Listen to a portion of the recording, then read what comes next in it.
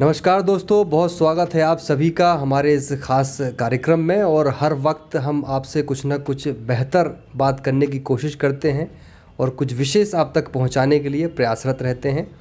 तो हमारी एक पोस्ट के बाद हमारे जो स्क्रीन को साझा कर रहे हैं श्री हरेंद्र सिंह चंदेल जी, उन्होंने अपनी इच्छा जाहिर की है, उन्हें वो ब्लॉग बहुत पसंद आया है। तो आइए उनसे मिलते हैं और जानते हैं कि उनकी पसंद उस ब्लॉग में क्या कुछ खास रही। उनका बहुत स्वागत करते हैं। परिचय जानना चाहेंगे, आप क्या काम करते हैं, किन किन पदों पर आसीन हैं? मैं हरेंद्र सिंह चंदेल ग्राम बगौता का मूल निवासी हूँ। मध्य प्रदेश विद्युत मंडल में शासकीय सेवा में हूँ और भारतीय मजदूर संघ का 4 जिले का टीकमगढ़, छतरपुर, निवाड़ी और पन्ना का विभाग प्रमुख हूँ और मध्य प्रदेश बिजली कर्मचारी महासंघ में प्रदेश का उपाध्यक्ष हूँ। जी, आपसे जानना चाहेंगे कि कैसे आपको लगा कि हमें मिलना है और इस ब्लॉग पोस्ट के बारे में कुछ कहना है, अपने मन की बात रखनी है। मैंने आपके कई एपिसोड देखे जिसमें आपने अलग अलग विषयों पे बनाए हैं जो संभवतः छतरपुर में और कोई नहीं करता है, तो मुझे बहुत पसंद आए। जैसे अभी परिवार का दिखाया आपने, इसके पहले आपने कई दृश्य ऐसे दिखाए जो पर्यावरण पे कई जगह आप गए और अपनी फैमिली के साथ और बच्चों के साथ और अन्य विभिन्न लोगों के साथ गए। तो जो चीज़ आपने दिखाई है वो कोई और नहीं दिखाता है, इसलिए मुझे आपके एपिसोड पसंद आते हैं। वो आपकी अभिरुचि का पता चलता है कि आप समग्र विषय पे आपको विशेषज्ञता है। क्या बात है। तो आप हमसे मिले हैं, हमें बहुत खुशी हुई कि आप हमें बहुत पसंद कर रहे हैं, हमारी पोस्ट पसंद कर रहे हैं और साथ ही हमें ये भी पता चला कि आपकी अभिरुचि हमसे मिल रही है। इसका मतलब आप भी उस रुचि में शामिल हैं। तो हमारी जनता से आप क्या कुछ अपने बारे में बताना चाहेंगे, क्या कुछ कहना चाहेंगे? मैं शुरू से एक तो बाल स्वयं सेवक हूँ, आरएसएस संघ से जुड़ा हूँ। उसके बाद मैं जब सर्विस में आया तो मैं भारतीय मजदूर संघ से जुड़ा। भारतीय मजदूर संघ पारिवारिक संगठन है जिस पे आप काम करते हैं, ऐसा मेरा मानना है। तो भारतीय मजदूर संघ भारत ही नहीं विश्व का सबसे बड़ा संगठन है और एक प्रकार से पारिवारिक संगठन है। इसमें हमारे चपरासी से लेके और डिप्टी कलेक्टर तक सदस्य रहते हैं और नमक की खदान से लेकर जहां हवाई जहाज़ बनता है वहां तक हमारे सदस्य हैं। और मानव क्षेत्र के किसी भी विषय पर और उनके किसी भी पहलू पर भारतीय मजदूर संघ विशेष अध्ययन करता है।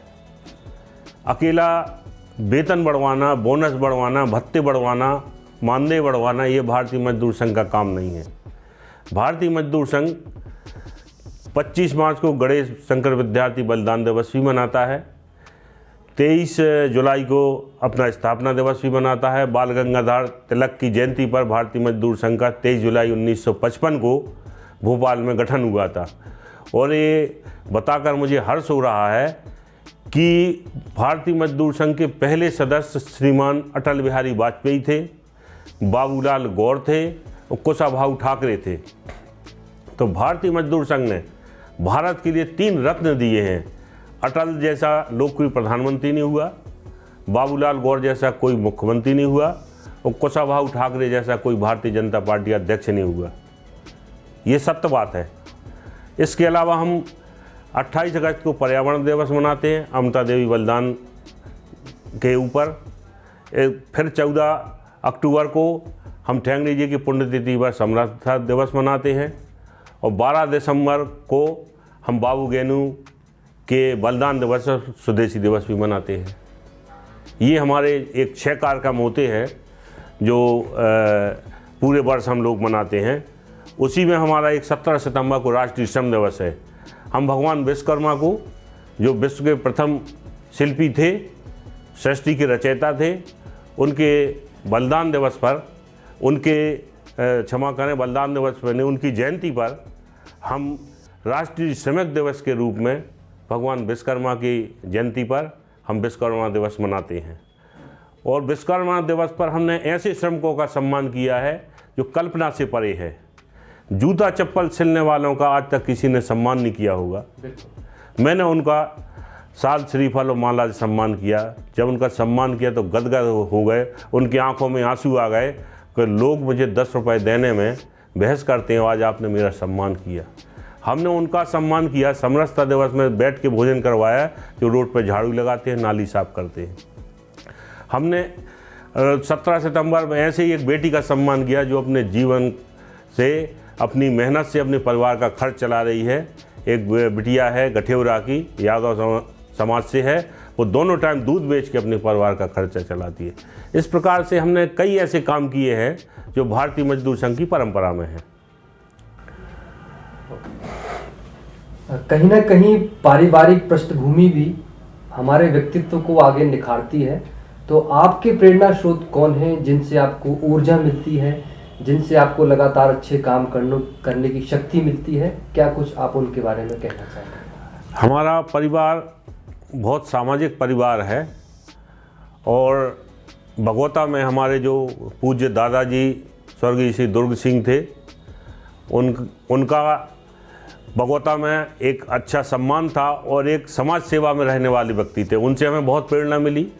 उसके बाद हमारे पिताजी स्वर्गीय प्रीतम सिंह चंदेल, जो मीसाबंदी रहे, इमरजेंसी में 21 महीने जेल में रहे, और वो समाजवादी थे और जाति पाति मानते भी नहीं थे। तो एक कहानी मैं बताना चाहता हूँ। मेरी 94 में शादी थी।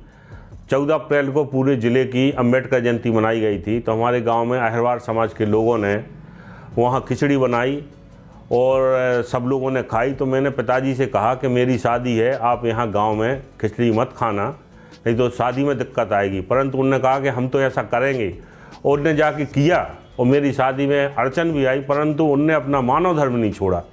तो हम अपने पूज्य पिताजी की प्रेरणा से वही आज हम काम कर रहे हैं कि ऊंच नीच भेदभाव हम कुछ भी नहीं मानते हैं और समाज सेवा में लगे हुए हैं। उसी प्रकार से हमारी माता जी शकुंतला देवी, जो पटवा जी की सरकार में उस समय जिले में दीनदयाल अंत्योदय समिति होती थी, तो उस समय अंत्योदय समिति की जिला समिति की सदस्य थी।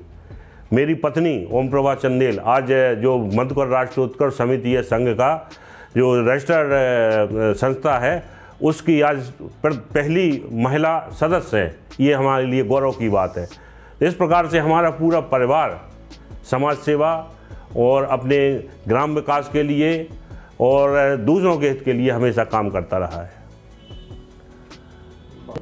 तो अंत में आप जनता जनार्दन से क्या संदेश देना चाहेंगे? क्या उनसे आपका कहना है? जनता जनार्दन से और सभी नागरिकों से हम यही अपील करना चाहेंगे कि जीवन एक बार मिलता है, मृत्यु अटल है। तो हम आप एक ऐसा पार्ट अदा करें अपने जीवन में कि जो जिसके व्यक्ति के जाने के बाद उनको याद किया जाए। हम आप ऐसा काम करें, व्यक्ति अपने लिए स्वयं के लिए नहीं बनाए। मानव सामाजिक प्राणी है, ये कहा गया है। तो अपन समाज में जिएं, गरीबों की मदद करें, उनके लिए आगे आएं और हमेशा ऐसा काम करें कि लोग याद रखें। क्योंकि जैसे कोई फिल्म कहानी होती है, उसने बहुत अच्छा काम किया, तो हम आप भी ऐसा काम करें कि लोग याद करें। क्योंकि अपना जीवन स्वयं का जीवन नहीं है। तो समाज सेवा में रहें, गरीब दलितों की सेवा करें, उसमें बड़ा आनंद आता है।